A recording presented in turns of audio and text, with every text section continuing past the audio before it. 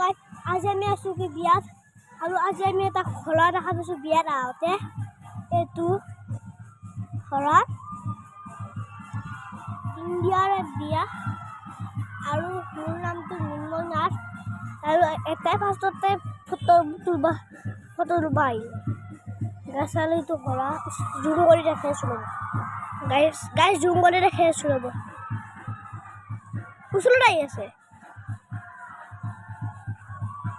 এইটো গাইছ ঘোঁৰা আৰু এখন বিয়া ডাঙৰ বিয়া গাইছ এইটো ঘোঁৰাটোৰ আৰু আমাৰ ঘৰে তেফালে আছে তেফালে 1 কিলোমিটাৰমান হ'ব 1 কিলোমিটাৰ এইটো ঘোঁৰা